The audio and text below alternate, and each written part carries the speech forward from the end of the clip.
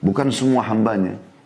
Karena kalau Allah sudah kagum, berarti Allah tidak akan menghisap lagi hamba tersebut.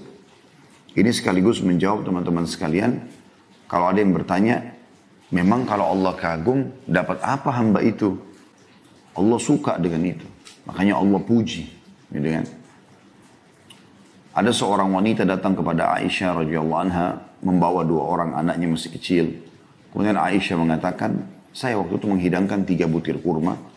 Saya berikan kepada ibu itu dan 1 dia memberikan yang 2-nya sisanya kepada masing-masing anaknya. Nafsu yang cenderung pada perbuatan maksiat. Ya. Dia tidak ugal-ugalan, tidak ikutin seks bebas, minuman keras, coba ini, coba itu. Karena umumnya anak muda seperti itu. Tapi Allah kagum justru anak muda yang luar biasa. Mereka justru di masa mudanya hafal Al-Quran, di masa mudanya mereka sholat malam, di masa mudanya mereka bakti sama orang tua. Maka ini juga ada kalimat kagum, yu'jib.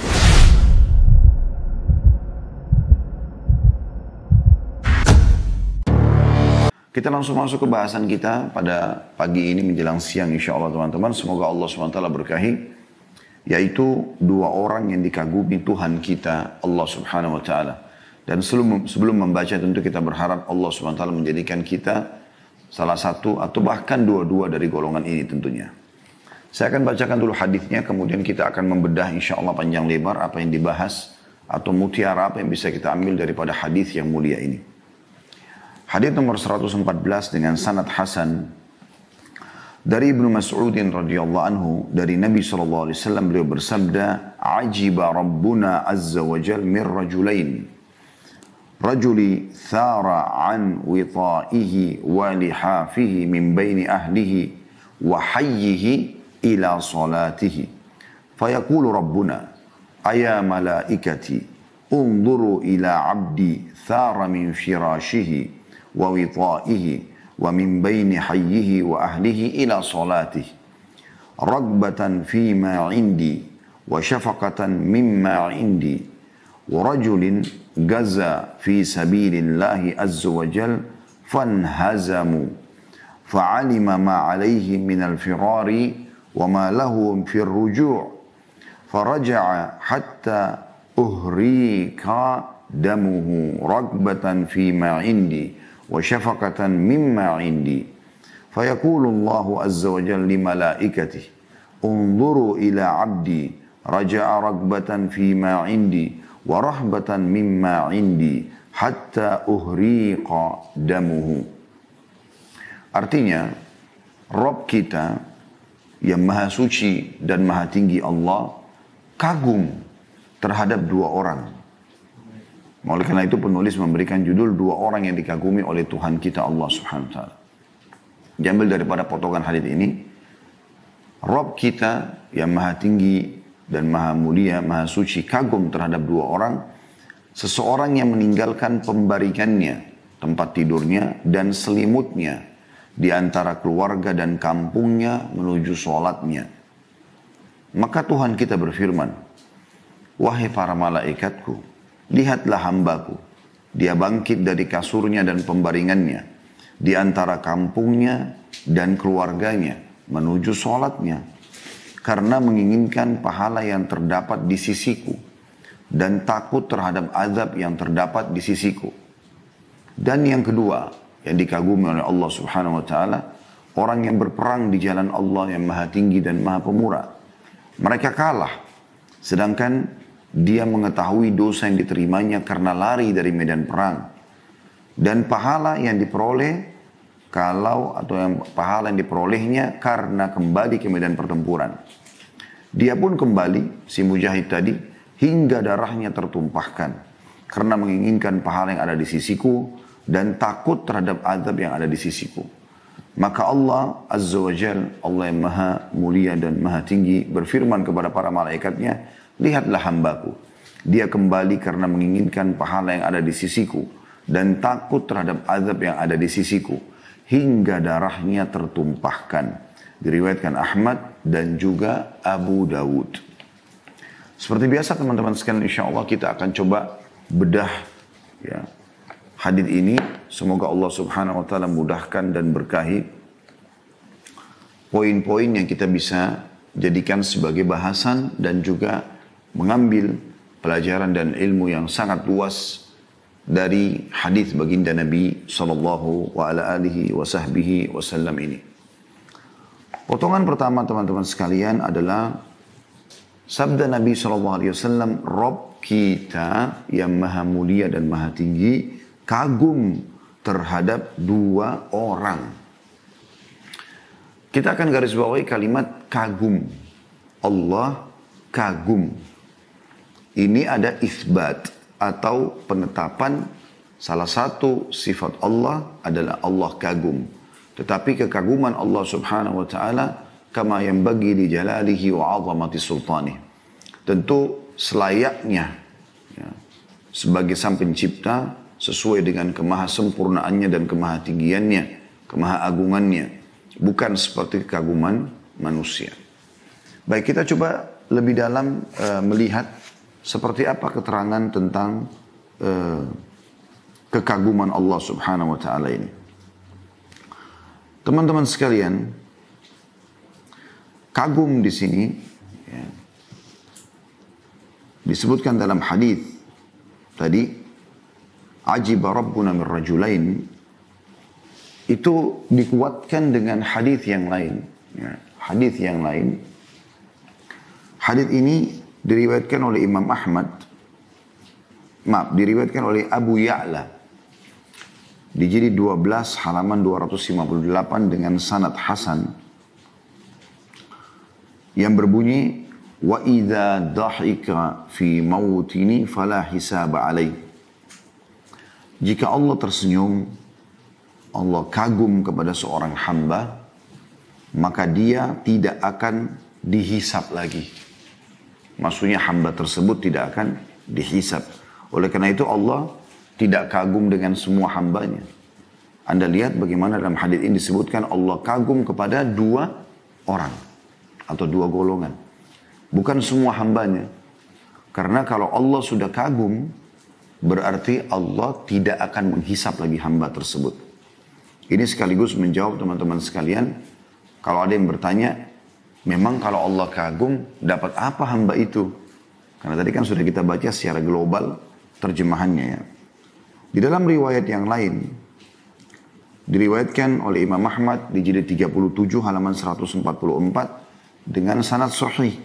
Wa idza dhahika rabbuna ila 'abdin fid dunya fala hisaba alaih. Jadi semakna dengan hadis Abu Ya'la tadi ya. Jika Allah tersenyum, Allah kagum kepada seorang hamba, maka dia tidak akan diperhitungkan atau dihisap. Tentu di sini kagumnya Allah subhanahu wa ta'ala, tersenyumnya Allah subhanahu wa ta'ala, bahkan ada juga tertawanya Allah subhanahu wa ta'ala sebagaimana layak Allah sebagai pencipta. Dan kita tidak bisa samakan dengan makhluk. Karena Allah mengatakan dalam salah satu ayat Al-Quran, A'udhu billahi minasyaitonir rajim, Laisa kamitslihi syai'un wa huwas sami'ul basir. Tidak ada sesuatu pun yang menyerupainya dan dia maha sami'ul basir. Maha mendengar dan maha melihat. Allah subhanahu wa ta'ala maha sempurna. Mirip dengan perkataan Nabi SAW kepada dua orang sahabat yang miskin dari orang Ansar.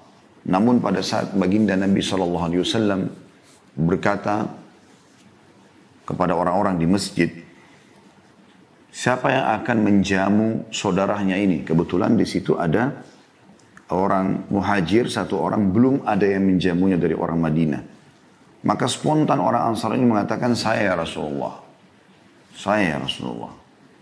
Padahal dia orang miskin, dia susah. Tapi dia tidak mau kehilangan keutamaan.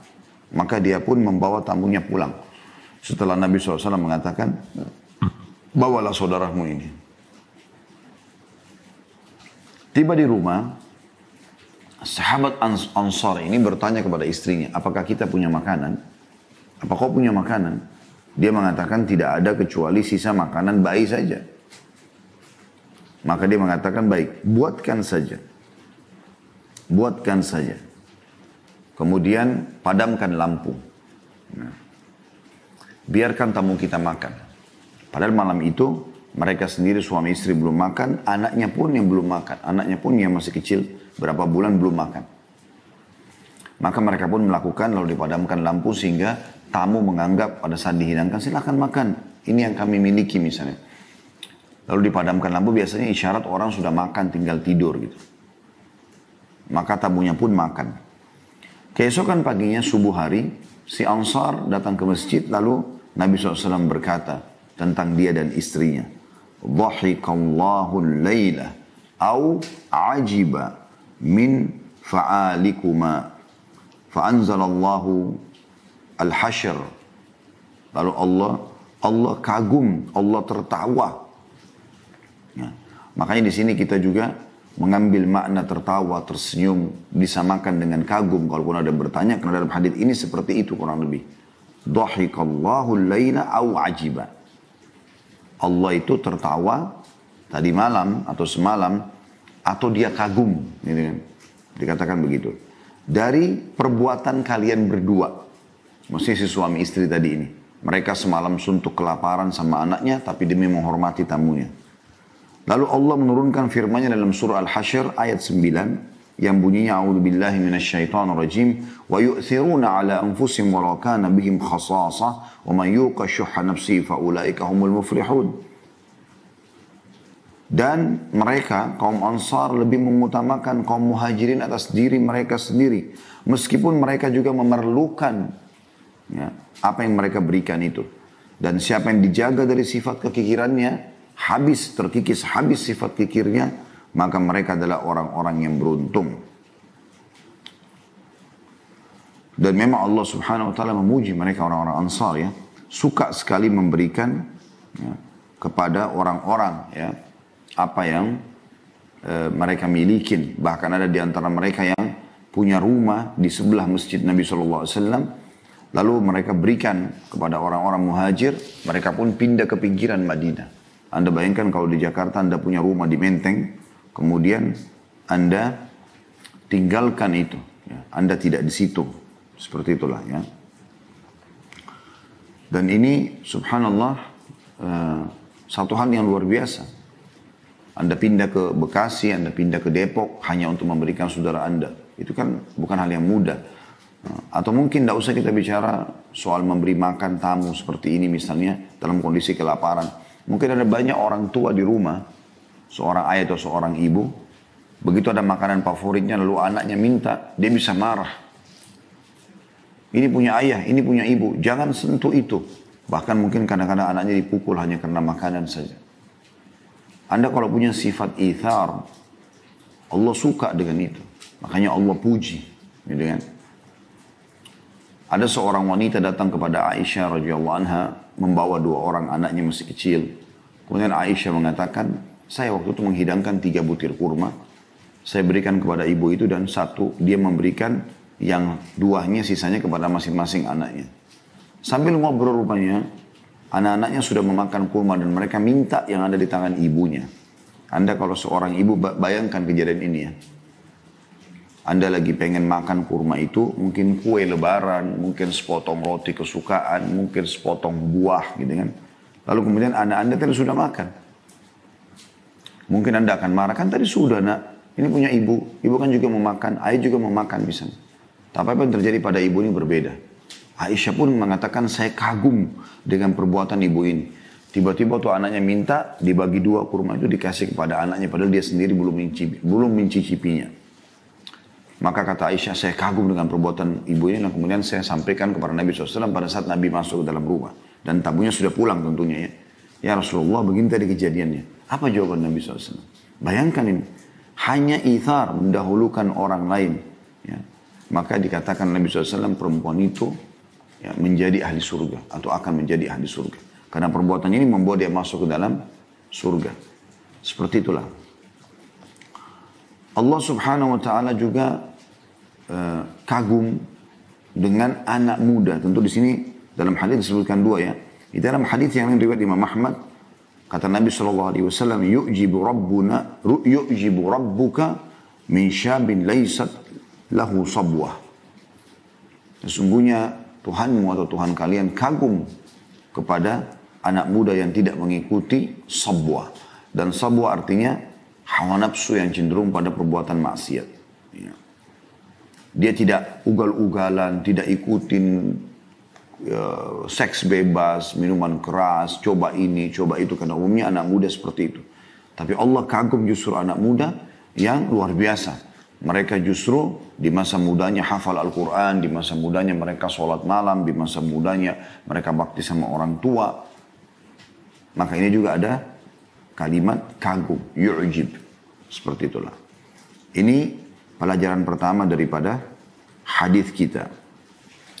Kemudian teman-teman sekalian, kita akan masuk ke potongan yang kedua dari hadis. Allah kagum terhadap dua orang. Yang pertama adalah seseorang yang meninggalkan pembaringannya dan selimutnya di antara keluarga dan kampungnya menuju sholatnya. Menuju sholatnya. Di sini teman-teman memiliki dua makna. Bisa bermakna dia bangun pada saat dia lagi enak-enaknya tidur di atas tempat tidurnya yang empuk. Apalagi kayak zaman kita sekarang di udara yang sejuk, dinginnya AC. Ada istri di sebelah, ya, yang mungkin bisa melayani dia setiap saat, gitu kan. Justru dia bangun untuk mengerjakan sholat malam. Ini berarti dia bangun meninggalkan ranjangnya, sementara keluarganya ada di situ, lagi tidur, istrinya maksudnya, gitu kan. Mungkin kalau perempuan suaminya, gitu kan, yang bisa dia nikmati biologis bersama-sama. Dan kampungnya maksudnya, sementara seluruh kondisi kampungnya juga lagi tertidur sebagaimana pasangannya. Ini makna yang pertama. Makna yang kedua adalah juga sama, dia terbangun meninggalkan keluarganya, tempat tidurnya, selimutnya. Kemudian dia juga meninggalkan atau melewati perkampungannya menuju ke masjid di sholat subuh. Jadi bisa berbicara tentang keutamaan sholat malam di rumah atau keutamaan sholat di masjid. Seperti itu kurang lebih. Jadi makna di sini di antara keluarganya dan kampungnya. Bisa bermakna tadi adalah dia bangun di rumahnya saja dia sholat malam. Jadi dia tinggalkan ranjang istrinya, ranjang suaminya untuk sholat malam. Sementara pasangannya lagi istirahat tidur, lagi enak-enaknya tidur, dan orang kampungnya pun begitu. Lagi senyap semuanya. Atau bisa bermakna dia meninggalkan ranjangnya dan juga perkampungan dan melewati perkampungan-perkampungan atau rumah-rumah yang di perkampungan itu menuju ke masjid untuk sholat. Kurang lebih seperti itu. Kita akan bahas dulu teman-teman sekalian tentang masalah pasangan yang bangun di malam hari. Ya, pasangan yang bangun di malam hari. Dan ini bagian daripada agama kita. Hanya saja dianjurkan agar pada saat Anda bangun sholat malam, ajak pasangan Anda. Bangunkan dia supaya Anda selain mendapatkan keutamaan sholat malam, Anda juga akan mendapatkan doa Nabi SAW, mendapatkan rahmat. Renungi hadisnya, di mana Rasulullah SAW dalam hadis An-Nasa'i dengan sanad sahih bersabda, rahimallahu rajulan qama minal laili fasalla wa ayqadha imra'atahu fasallat fa in abat rasya fi wajhiha al-ma' rahimallahu imra'atan qamat minal laili fasallat wa ayqadhat zawjaha fasalla fa in aba rasyat fi wajhihi al-ma'. Semoga Allah senantiasa merahmati seorang laki-laki atau suami yang bangun di waktu malam lalu sholat. Dan ia pun membangunkan istrinya, lalu istrinya juga ikut sholat. Di sini rahmat Allah Subhanahu wa taala datang kepada dia selain memang sudah punya keutamaan sholat malamnya dan sepertiga malamnya kalau di sepertiga malamnya, tapi khusus mengajak pasangan sholat ini dapat doa rahmat. Ayo sholat yuk, kita ajak. Apalagi kalau pasangannya ikut sholat, dia juga dapat pahalanya. Bila istrinya tidak mau bangun, ia percikkan sedikit air ke wajahnya. Maksudnya untuk menghilangkan kantuknya. Begitu juga sebaliknya, kata Nabi SAW, semoga Allah ya, merahmati seorang perempuan atau istri yang bangun di waktu malam, lalu ia sholat, dan ia pun membangunkan suaminya. Bila suaminya enggan untuk bangun, ia pun memercikkan air ke wajahnya. Nah, berarti ini memang ada anjuran untuk bangun sholat malam dan menjadikannya sebagai program dalam rumah tangga. Seperti itulah, program dalam rumah tangga, saling membangunkan. Ya. Di sini perlu digarisbawahi, ada sebuah poin penting sekali, walaupun bukan sesuatu yang sangat besar, tetapi faedahnya luar biasa, yaitu potongan sabda Nabi SAW, semoga Allah merahmati seorang laki-laki yang bangun di waktu malam, lalu sholat. Perhatikan, lalu sholat. Artinya, dia wudu, kemudian dia sholat. Mungkin dia sholat 2 rakaat dulu misalnya, ya. Dan setelah itu, ia pun membangunkan istrinya. Dan istrinya ikut sholat. Jadi, bisa bermakna membangunkan pasangan pada saat selesai wudu, bangunkan pasangan untuk sholat sama-sama yuk, gitu loh. Ya. Kemudian dia sholat. Kalau pasangannya bangun, alhamdulillah. Kalau tidak, dia sholat, kemudian dia percikan air di wajahnya. Atau, dia bangun, dia sholat dulu 2 rakaat. Ya. Setelah dia sholat, kemudian dia bangunkan keluarganya. Ayo ikut sholat yuk, misalnya. Tapi dia udah ada sholat yang dia kerjakan gitu kan. Supaya pada saat dia ajak pasangannya sholat, memang dianya sendiri sudah mengerjakan itu. Sehingga dia masuk juga dalam hukum yang lain, yaitu memanggil orang lain mengerjakan sementara dia sudah mempraktekkannya. Ini sendiri punya hukum syar'i di sini. Ya. Dan ini kepekaan dalam memahaminya tentu teman-teman sekalian. Jadi memang dia mengamalkan dulu baru kemudian dia membangunkan pasangannya. Juga bisa bermakna, dan ini juga masuk dalam makna hadis adalah, dia bangun sholat malam, kemudian dia bangunkan keluarganya. Ayo sholat yuk. Misalnya belum mau bangun. Dia sholat dulu.